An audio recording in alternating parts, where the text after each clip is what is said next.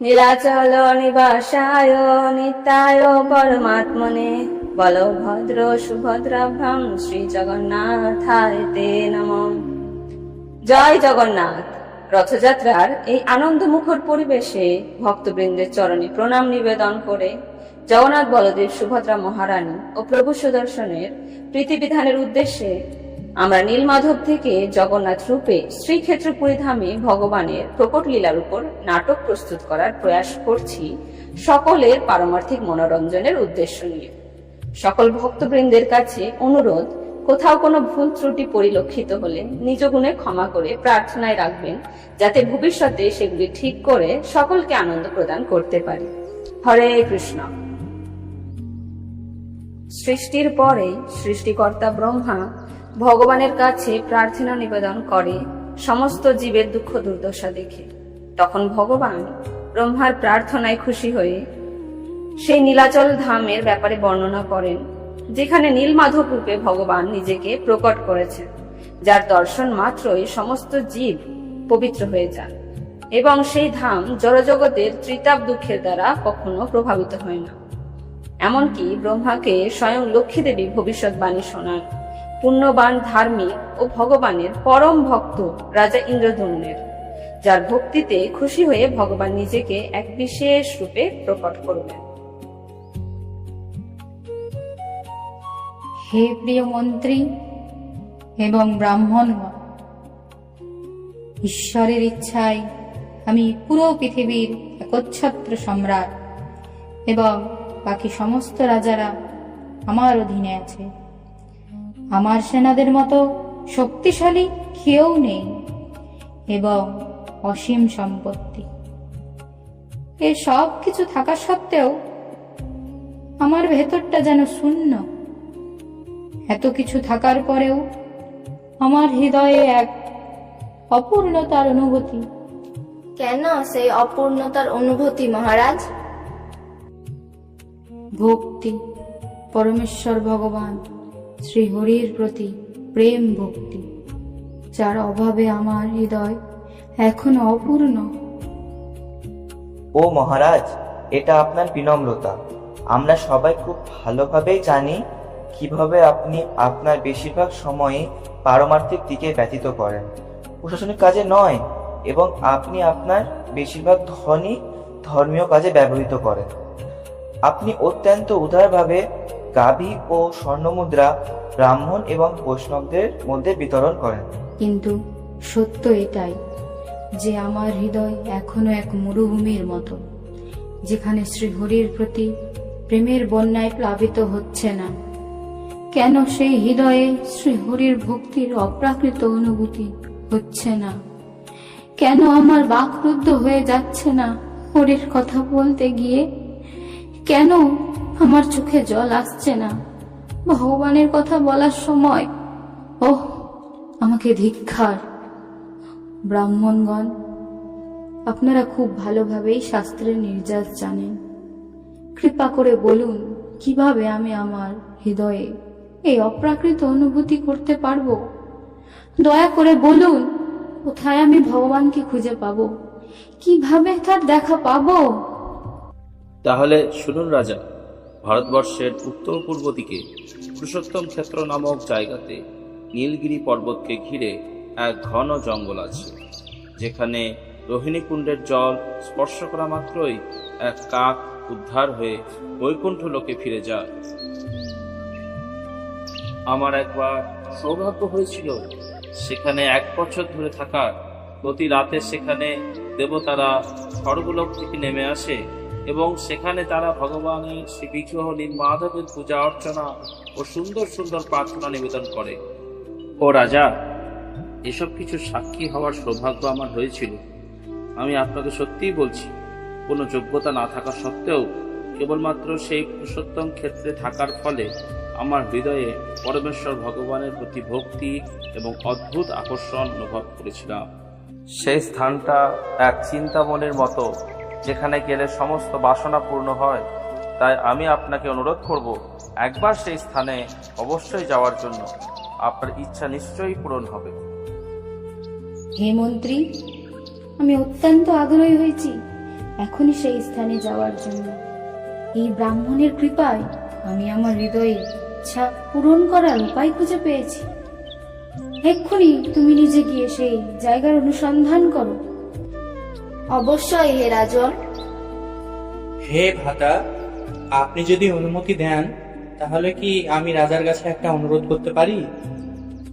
হ্যাঁ বিদ্যাপতি। হে রাজন, যদি আপনি আমাকে অনুমতি দেন তাহলে আমি আমার দাদার পরিবর্তে সেই স্থান খোঁজার জন্য যেতে চাই। বিদ্যাপতি, তোমার মতো উত্তম চরিত্রের ব্রাহ্মণ আর হয় না। তোমার উপরে আমার পূর্ণ ভরসা আছে। যত শীঘ্র সম্ভব তুমি প্রস্থান করো। সেই পবিত্র স্থান এবং ভগবান নীলমাধবের দর্শনের অপেক্ষায় আমি যে আর ধৈর্য ধারণ করতে পারছি না। হ্যাঁ রাজন, আমি আজকের মধ্যেই সেই উদ্দেশ্যে রওনা দেব।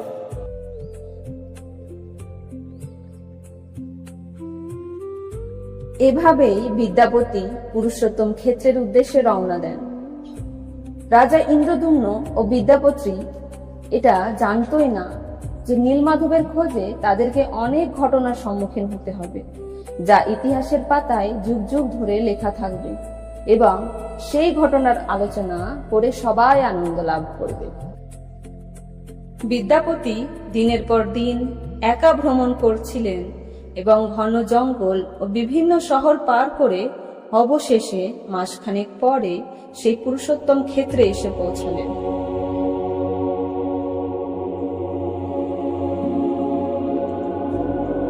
ওম নমো নারায়ণ, ওম নমো ভগবতে বাসুদেবায়। আমার সাথে কি হচ্ছে? আমি হৃদয়ে এক গভীর আনন্দের অনুভব করছি। আমার গায়ে কাঁটা দিচ্ছে এবং কোনো প্রচেষ্টা ছাড়াই নিজে থেকেই ভগবানের নাম উচ্চারণ করার ইচ্ছা আসছে। তার মানে কি যে আমি পুরুষোত্তম ক্ষেত্রে এসে পৌঁছে গেছি? এগুলো কি সেই লক্ষণ যা সেই ব্রাহ্মণ বলেছিল? ওই দূরে এক নীল রঙের পর্বত দেখা যাচ্ছে। আমার মনে হয় সেটাই সেই নীলাম্বরী পর্বত। ও ব্রাহ্মণদেব, আমার মনে হয় আপনি অনেক দূর থেকে এসেছেন। কে আপনি? কৃপা করে আপনার পরিচয় প্রদান করুন। আমার নাম বিদ্যাপতি। আমি অবন্তী দেশ থেকে এসেছি। আপনাকে তো দেখে অনেক ক্লান্ত মনে হচ্ছে এবং আপনি নিশ্চয়ই অনেক ক্ষুধার্ত। দয়া করে আমাদের কাছে ভোজন গ্রহণের নিমন্ত্রণ স্বীকার করুন। যদিও আমরা সাধারণ শবর উপজাতির লোক, তবু আমি বিশ্বাবসু, শবর প্রজাতির প্রধান। আপনাকে কথা দিচ্ছি যে আমাদের আতিথেয়তায় আপনি কোনো ত্রুটি পাবেন না। আমি আপনাদের এই প্রস্তাবে অনেক কৃতজ্ঞতা অনুভব করছি, কিন্তু আমি আগে সেই নীলমাধবের দর্শন করতে চাই, যার অনেক গুণমহিমা আমি শুনেছি। দয়া করে বলুন, আমি কি সেই পুরুষোত্তম ক্ষেত্রে এসে পৌঁছেছি? আর সেটা কি নীলাদ্রি পর্বত? কৃপা করে আমাকে প্রভু নীলমাধবের কাছে নিয়ে চলুন। আপনি সঠিক জায়গায় এসেছেন হে বিদ্যাপতি। আসুন, আমি আপনাকে নীলমাধবের কাছে নিয়ে যাই।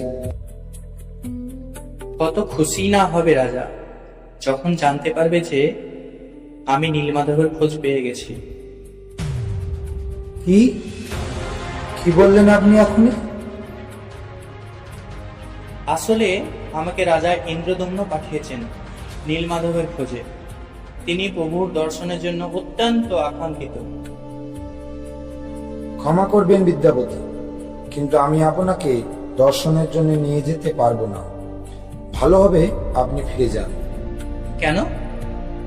হঠাৎ করে আপনার কি হলো? নীলমাধব আমাদের একমাত্র প্রাণধর। তিনি ও লক্ষ্মী দেবী আমাদের সমস্ত কাজের একমাত্র কেন্দ্রবিন্দু। আমরা এই জঙ্গলেই বাস করি এবং আমাদের সম্পত্তি বলতে একমাত্র নীলমাধব। ওনাকে ঘিরে আমাদের সমস্ত আনন্দ উৎসব। একটা ভবিষ্যৎবাণী আছে যে একদিন এক রাজা ভগবান নীলমাধবের খোঁজে আসবে এবং তারপর প্রভু আমাদেরকে চিরদিনের মতো ছেড়ে চলে যাবে। আপনার এখানে উপস্থিতি সেই ভবিষ্যৎবাণীর লক্ষণ। দয়া করে আপনি আমাকে ভুল বুঝবেন না। আমার এইরকম আচরণ শুধুমাত্র প্রভুর থেকে বিচ্ছেদের আশঙ্কাতে। আমি আপনার দুবিধা বুঝতে পারছি। বিগ্রহগণের প্রতি আপনার এই আসক্তি বাঞ্ছনীয়, কিন্তু আমার আগমন তো ভগবানের ইচ্ছার এক ইঙ্গিত হতে পারে। আপনি বিচার করুন। আমাকে রাজা পাঠিয়েছেন এবং ওনাকে এই অনুসন্ধান দিতে আমি বাধ্য। হে সবরাজ, আমার কিছু করার নেই। এখানে আমি দায়িত্বের বন্ধনে আবদ্ধ। এমনকি নিজেও আমি প্রভুর দর্শনের জন্য অত্যন্ত লালায়িত, এবং এত দূর আসার পরেও ওনার দর্শন পাবো না এই কথা মেনে নিতে পারছি না। আমার বুদ্ধি এটা বিশ্বাস করছে যে আপনি যা বলছেন তা সবটাই সত্য, কিন্তু আমার হৃদয় আপনার অনুরোধে সায় দিতে চাইছে না। ঠিক আছে, আমি আপনাকে প্রভুর দর্শন করাবো। বস্তুত আমি কি করে একজনকে প্রভুর দর্শনে বাধা দিতে পারি? তারপরেও যেহেতু নীলমাধবের প্রতি আমার আসক্তি এতটাই বেশি যে আমি আপনাকে জানতে দেব না ওনার প্রকৃত অবস্থান কোথায়। তাই আমি আপনাকে নিয়ে যাব সেই স্থানে, কিন্তু চোখ বন্ধ করে।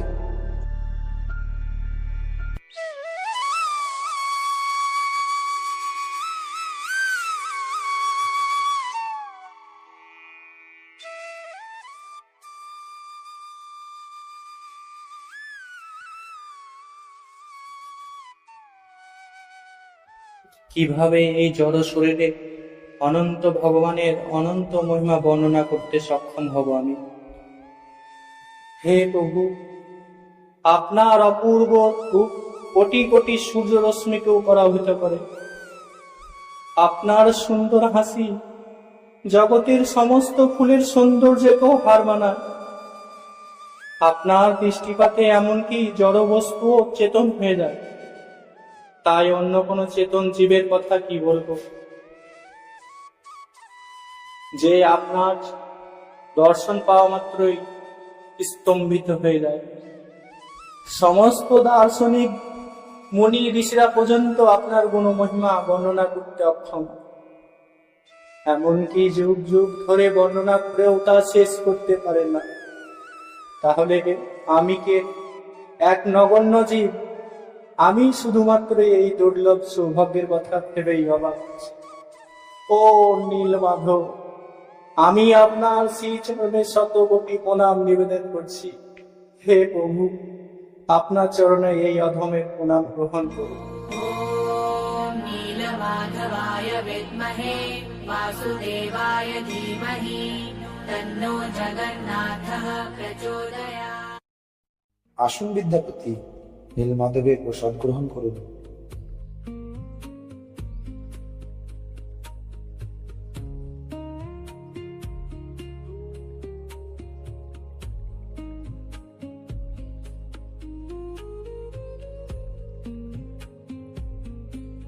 আহা, এত সুস্বাদু প্রসাদ এর আগে আমি কখনো আস্বাদন করিনি। এর অপাকৃত স্বাদ আমার জিহ্বার জন্য যেন উৎসব। দয়া করে অপরাধ নেবেন না, কিন্তু আমি সত্যি নিজেকে আটকাতে পারছি না। কিভাবে এই ঘন জঙ্গলের মধ্যে আপনাদের মতো সাধারণ ব্যক্তিরাও মিলে ভগবান নীলমাধবকে অসাধারণ এত ধরনের ভোগ লাগাতে সক্ষম হয়েছেন? এমনকি ইন্দ্রদম্ন মহারাজও এমন ভাবে ভোগের আয়োজন করতে পারে না।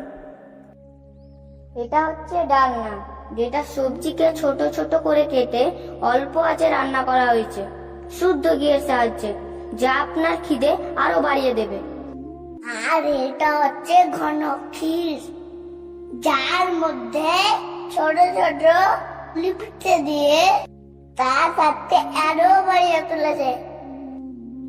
আমি ভাবলাম এটা সাধারণ খিচুড়ি আর পায়েস। আসলে সাধারণ ব্যক্তিরা খিচুড়ি পায়েস এভাবে বলে, কিন্তু উচ্চলোকের দেবতারা যেভাবে বর্ণনা করে সেভাবেই আমরা বললাম। উচ্চলোকের দেবতা, তার মানে কি? হ্যাঁ ব্রাহ্মণদেব, সাধারণত আমরা কাউকেই এই গোপন রহস্য বলি না, কিন্তু আমাদের রাজার কাছে অনুমতিপূর্বক আমি আপনাকে সেই রহস্য বলছি।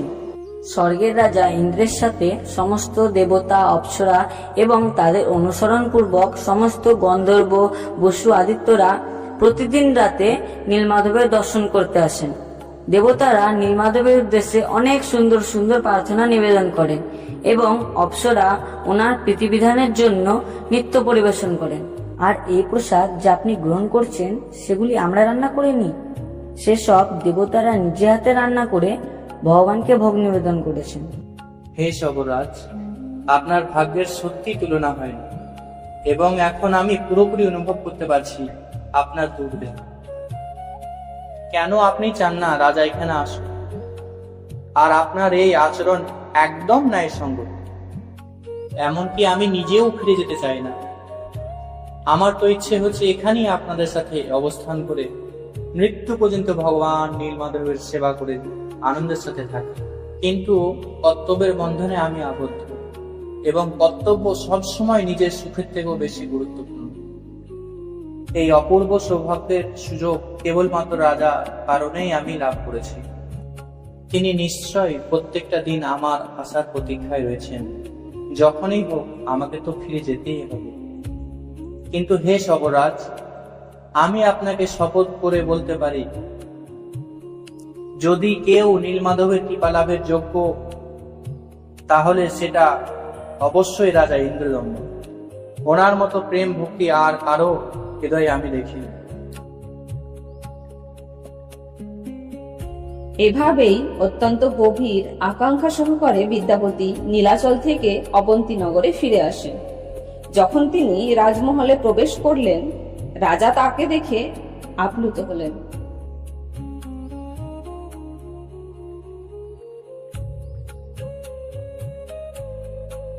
বিদ্যাপতি, তুমি ফিরে এসেছো?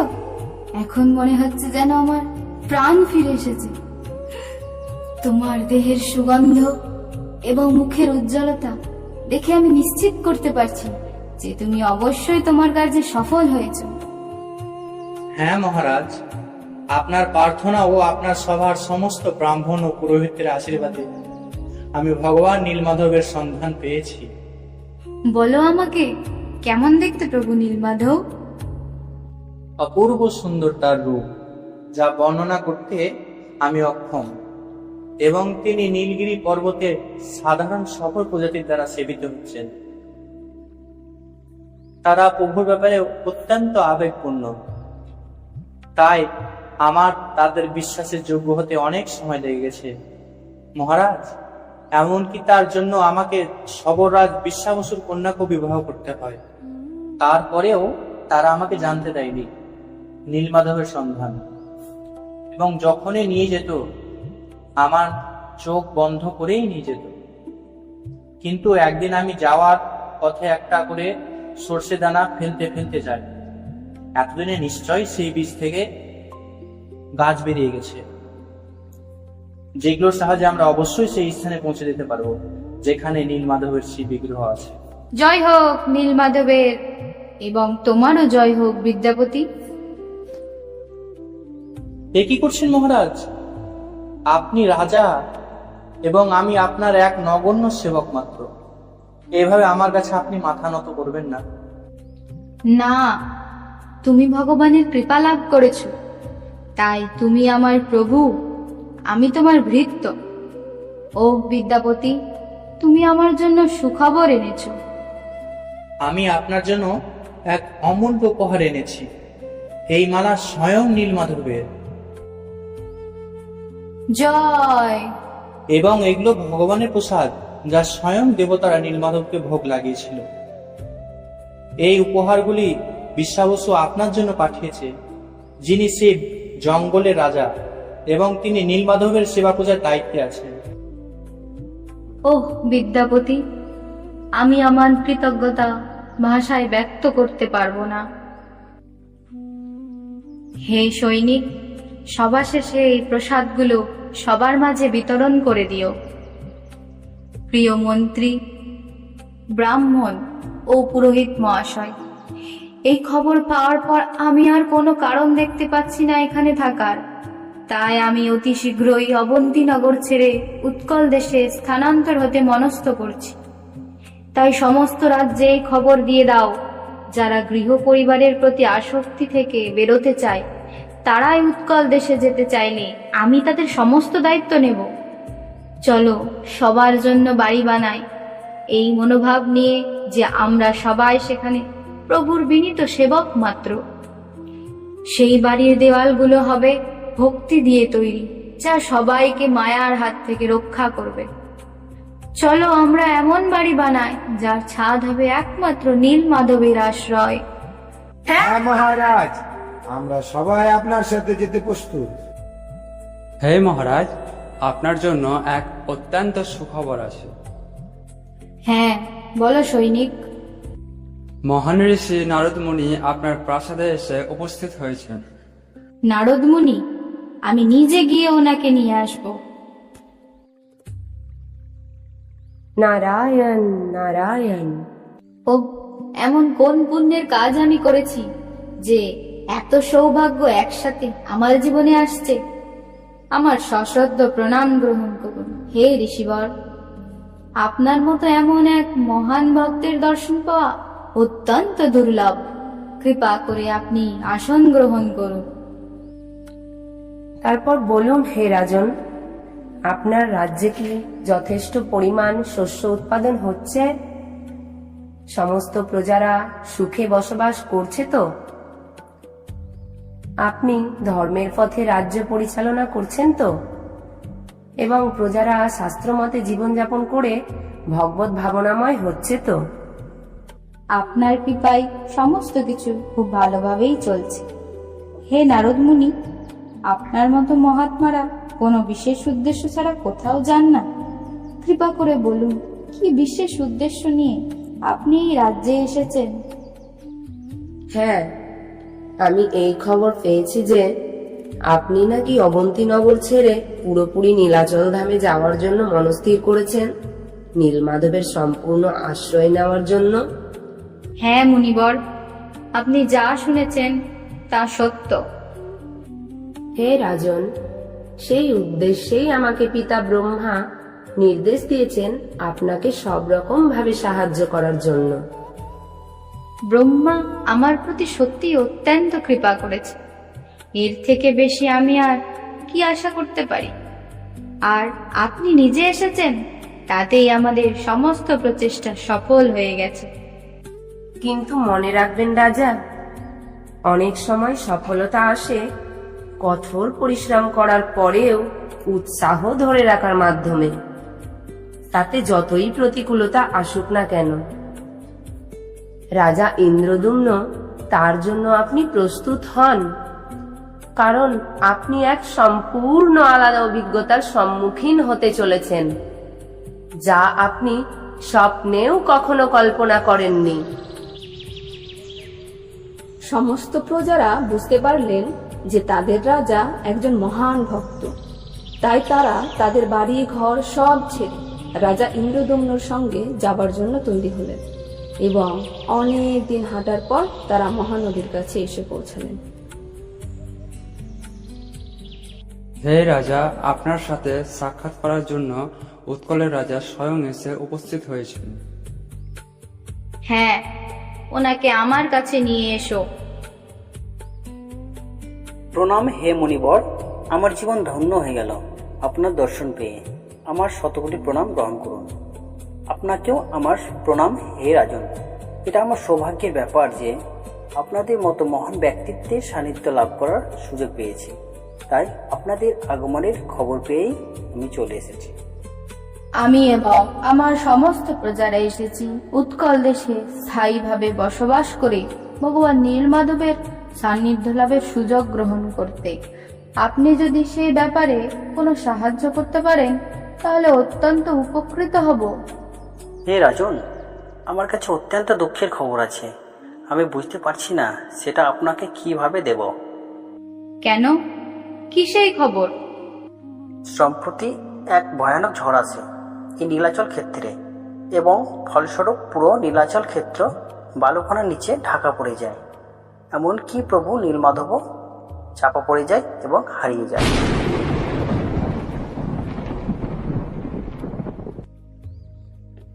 হায়, এই খবর সত্যিই অত্যন্ত বেদনাদায়ক। আমি আমার সমস্ত সৈনিক দিয়ে প্রত্যেকটা জায়গা খনন করব এবং যে করেই হোক নীলমাধবের বিগ্রহকে খুঁজে বার করব। হে নারদ মুনি, কেন এত বাধা আসছে এই মঙ্গলময় কার্যে? হে রাজন, বাধা আসবে ও যাবে, কিন্তু আপনি নিরুৎসাহিত হবেন না মহারাজ। আপনার উদ্দেশ্যে আপনি রওনা দিন। হ্যাঁ, চলুন। প্রত্যেক মুহূর্তের সাথে আমি আমার ধৈর্য আরো হারিয়ে ফেলছি। নারায়ণ নারায়ণ। এভাবেই তারা আবার হাঁটতে লাগলেন এবং ভুবনেশ্বরের সীমানার কাছে এসে পৌঁছালেন। সেখানে রাজা ইন্দ্রদম্ন নারদ মুনির নির্দেশে বিন্দু সরোবরের কাছে মহাদেবের আরাধনা করলেন। ওনার প্রার্থনায় খুশি হয়ে মহাদেব এসে 1000 অশ্বমেধ যজ্ঞ করতে বললেন, যার শেষে স্বয়ং বিশ্বকর্মা এসে ভগবানের শ্রী বিগ্রহ খোদাই করবে এবং পিতা ব্রহ্মা স্বয়ং তার প্রাণ প্রতিষ্ঠা করবে।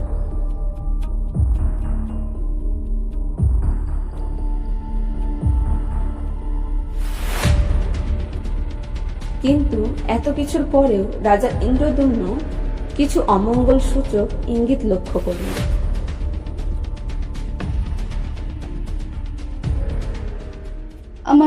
আমার বাম অঙ্গ লাফাচ্ছে কেন? আমার মনে হচ্ছে যেন কিছু অশুভ হতে চলেছে। হে মুনিবর, আপনি কৃপা করে ঠিক নির্দেশ করুন। রাজন, এখন আমি আপনাকে যা বলতে চলেছি তার জন্য নিজের হৃদয়কে শক্ত রাখুন। আপনার নীলমাধবের দর্শন আর কখনো লাভ হবে না। হে রাজন, নীলমাধবের সেই বিগ্রহ চিরদিনের মতো এই জগৎ থেকে অন্তর্ধান হয়ে গেছে। রাজন, রাজন, রাজন।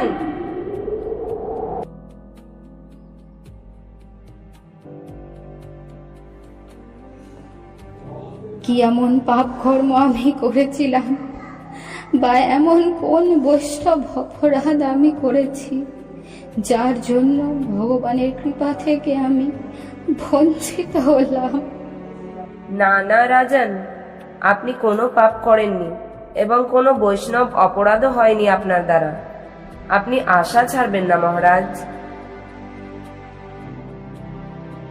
আমার রাজ্য পরিত্যাগ করে এতদিন ধরে শুধুমাত্র ভগবানের কৃপা পাবার আশায় আমি যাত্রা করেছিলাম। এর পরেও কিভাবে আমি স্থির থাকতে পারি? এতটা কাছে আসার পরেও আমি ভগবানের দর্শন পেলাম না। সাধারণ সবর প্রজাতিরেও তার দর্শন পেয়েছি, এমনকি বিদ্যাপতিও ভগবানের দর্শন লাভ করেছে, কিন্তু আমি একমাত্র অবাগা যে ভগবানের দর্শন পাইনি। ও নারদ মুনি, ভগবানের দর্শনের লালসায় আমি এতদিন বেঁচে ছিলাম, কিন্তু এখন আমি আর বেঁচে থাকার কোনো কারণ দেখতে পাচ্ছি না। কৃপা করে অন্য কাউকে রাজ সিংহাসনের দায়িত্ব দেওয়ার ব্যবস্থা করুন। আমি সব ছেড়ে মৃত্যু পর্যন্ত উপবাস করব। সব কিছু শেষ হয়ে গেছে হে নারদ মুনি, সব শেষ।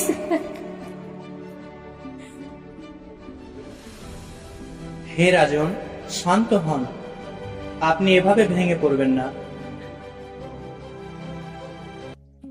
আধ্যাত্মিক পথে অল্প একটু প্রচেষ্টাও কখনো বিফলে যায় না, এবং এমন ব্যক্তির কখনোই সবকিছু শেষ হয়ে যায় না। পরমেশ্বর ভগবান এমনকি যারা তার প্রতি বিদ্বেষ পরায়ণ তাদের উপরেও তিনি কৃপা করেন।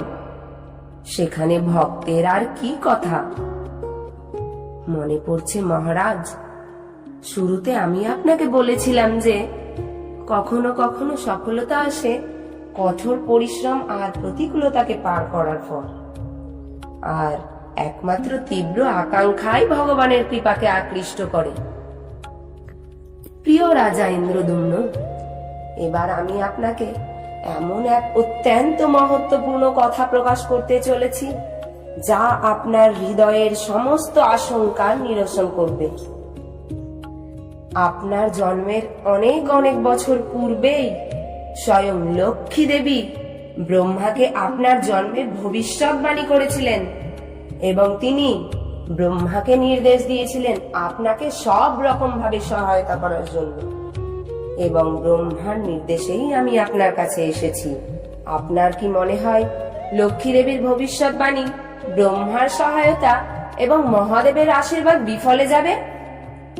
তাই উঠুন হে রাজন, আপনার এখনো অনেক কাজ করতে বাকি আছে, আর মহৎ কার্য একমাত্র মহৎ প্রচেষ্টার দ্বারাই লাভ করা যায়। যুগ যুগ ধরে প্রত্যেকটা জীবাত্মার উদ্ধারের জন্য ভগবান হরি কিছু অসাধারণ পরিকল্পনা করে রেখেছে, এবং সেই পরিকল্পনাকে বাস্তবায়িত করার জন্য আপনিই সেই নির্বাচিত ব্যক্তি।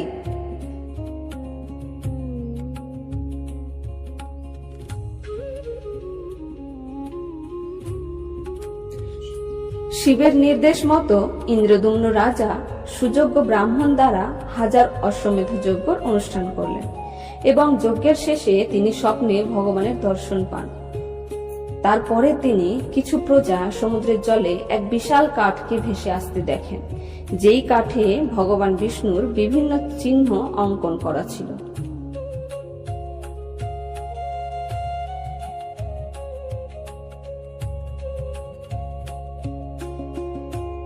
হে নারদ মুনি, আপনি কৃপা করে বলুন, এই বিশাল কাঠের ভেসে আসা কি সত্যিই ভগবানের পরিকল্পনার এক ইঙ্গিত? হ্যাঁ রাজন, প্রত্যেকটা জীবের মঙ্গলের জন্য ভগবান নিজেকে দারু ব্রহ্মরূপে প্রকাশ করবেন। ভগবানের অর্চা বিগ্রহ এবং ভগবান স্বয়ং অভিন্ন। আমরা আমাদের জড় ইন্দ্রিয় দ্বারা ভগবানকে উপলব্ধি করতে পারি না, তাই ভগবান নিজেকে অর্চা বিগ্রহ রূপে প্রকাশ করেন। তাই আপনি শীঘ্রই সমুদ্র তটে গিয়ে সেই বিশাল বৃক্ষের কাঠ নিয়ে এসে সেখান থেকে বিগ্রহ খোদাই করার ব্যবস্থা করুন মহারাজ। তাই হবে মুনিবর। সেই বিশাল কাঠকে রাজা ইন্দ্রদুম্ন প্রজাদের সাহায্যে নিয়ে আসেন এবং অনেক স্থপতিদের ডাকেন সেই কাঠ থেকে বিগ্রহ খোদাই করার জন্য, কিন্তু কেউই তাতে সফল না হলে রাজা নারদ মুনির কাছে পুনরায় জিজ্ঞেস করেন, হে নারদ মুনি, কৃপা করে আমাকে নির্দেশ দিন, এবার আমি কি করব? আপনি চিন্তা করবেন না মহারাজ, খুব শীঘ্রই স্থপতি নিজে আপনার কাছে আসবে এবং ওনার শর্ত মতো ব্যবস্থা করে দেবেন, যাতে তিনি নির্বিঘ্নে ওনার কাজ সম্পন্ন করতে পারেন। আচ্ছা, তাই হবে ঋষিবর। নারদের নির্দেশ মতো পরের দিনই স্থপতি এসে হাজির হন, এবং তিনি অন্য কেউ না, স্বয়ং বিশ্বকর্মা একজন বৃদ্ধের বেশ ধারণ করে রাজার কাছে আসেন। প্রণাম হে রাজন, আমি অনেক দূর থেকে এসেছি। এই সংবাদ পেয়ে যে এক দিব্য কাঠ নাকি ভেসে এসেছে আপনার কাছে, এবং আমি এসেছি সেই কাজ সম্পন্ন করার জন্য। আপনি যদি আমার শর্ত মতো সমস্ত ব্যবস্থা করে দেন, তাহলে আমি আজ থেকেই সেই কাজ শুরু করতে চাই, বিলম্ব না করে। হ্যাঁ হ্যাঁ মহাশয়, আপনি বলুন, কি শর্ত আছে আপনার?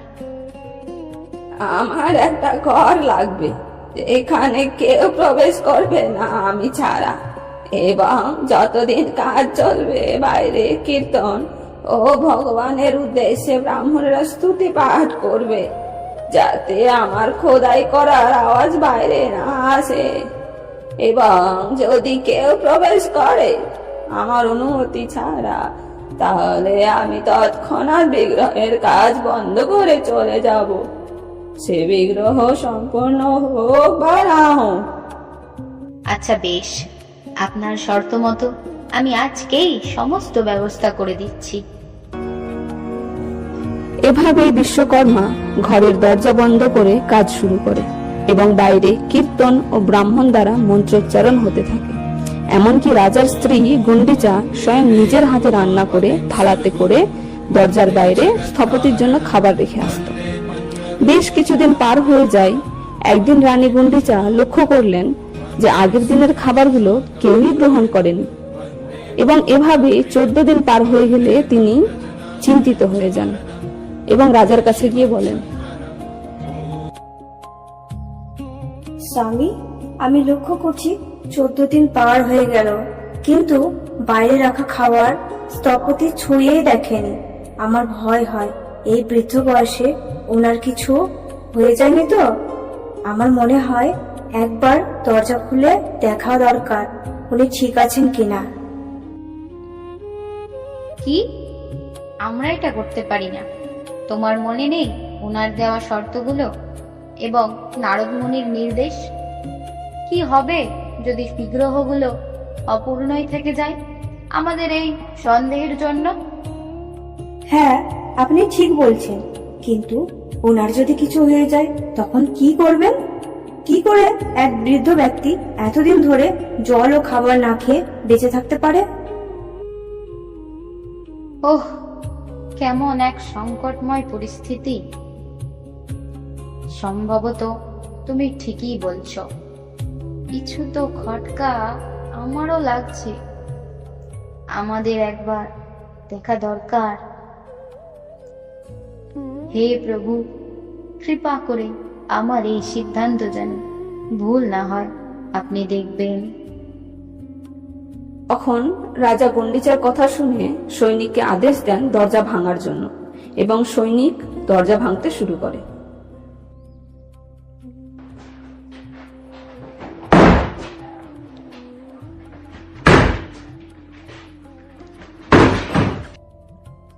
হায় হায়, আমি এ কি করলাম?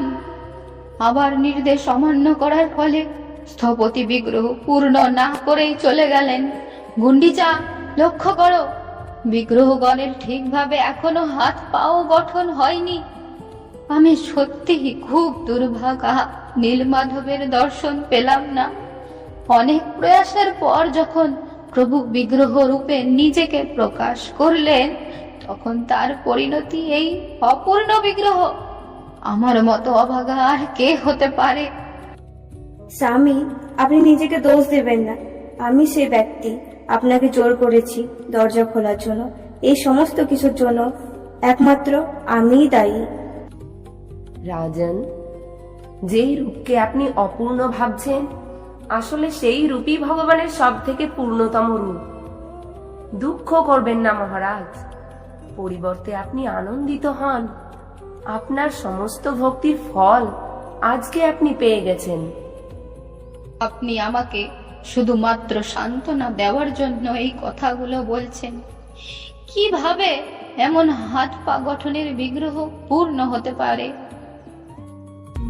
রাজন, ভগবান তার অপূর্ণ স্বরূপেও সবসময় পূর্ণ থাকেন এবং ভগবানের এই রূপ বিপ্রলম্ব ভাবের প্রকাশ, যা জগৎবাসীকে অকাতরে কৃপা বিতরণ করার জন্য প্রভু স্বয়ং ধারণ করেছেন।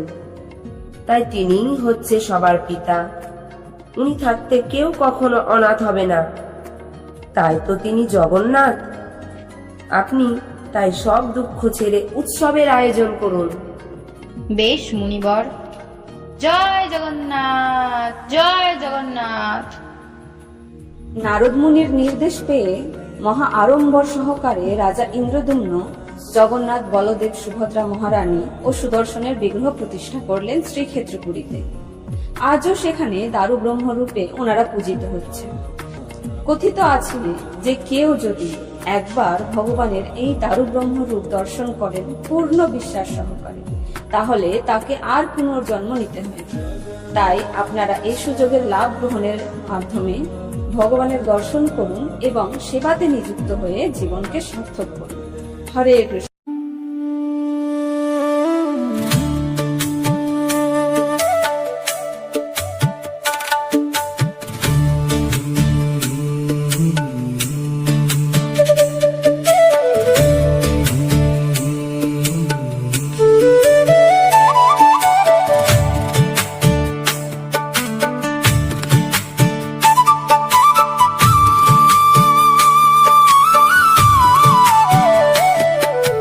जगन्नाथ जगन्नाथ चकानयन जगन्नाथ जगन्नाथ चकानयन नीलाचल वाले तू न संभाले तो हमें कौन संभाले, तू न संभाले तो हमें कौन संभाले।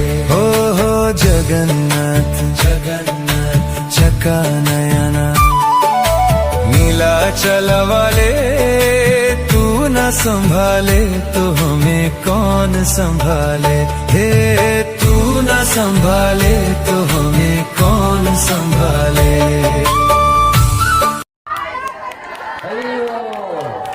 সকলে হাত তালি।